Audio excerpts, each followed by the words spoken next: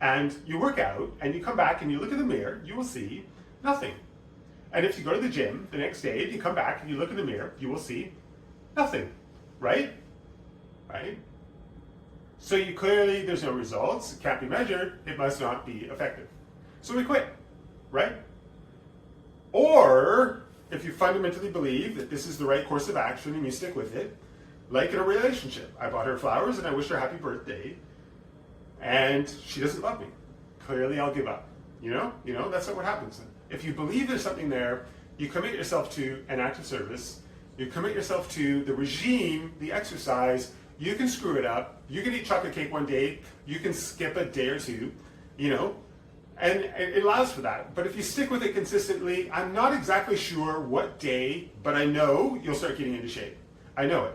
And the same with the relationship. It's not about the events. It's not about intensity. It's about consistency, right? You go to the dentist twice a year, your teeth will fall out. You have to brush your teeth every day for 2 minutes. What does brushing your teeth twice a day for 2 minutes do? Nothing, unless you do it every day, twice a day for 2 minutes. It's the consistency. Going to the gym for 9 hours does not get you into shape. Working out every day for 20 minutes gets you into shape.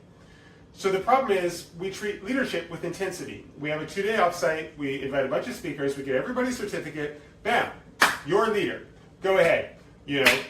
Those things are like going to the dentist. They're very important. They're good for reminding us and getting us back on track, learning new lessons. But it's a daily practice of all the monotonous, little boring things like brushing your teeth that matter the most.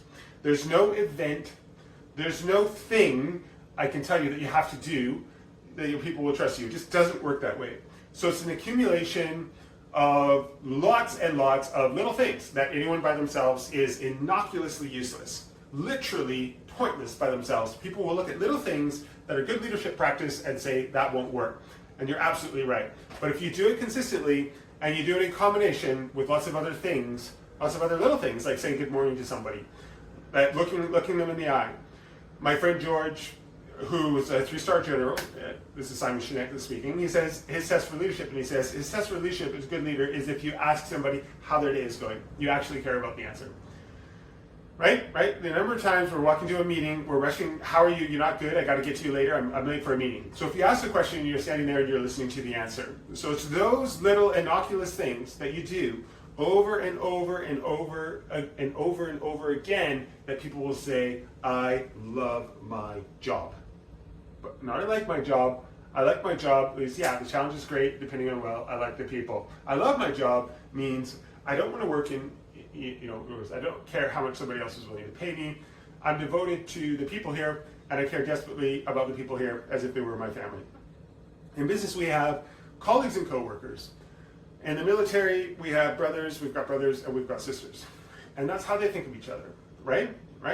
If you really have a strong corporate culture, the people will think of each other like brothers and sisters, right? It's like a family, right? No, brothers and sisters. Deep love. Fight, but the love doesn't go away, right? Bicker, but the love doesn't go away. And I'll fight with my sister. You threaten my sister, but you're going to have to deal with me, right? We'll fight it internally. We'll bicker with each other, but nobody's going to hurt each other. And if anything from the outside shows up, you're looking at a unified front.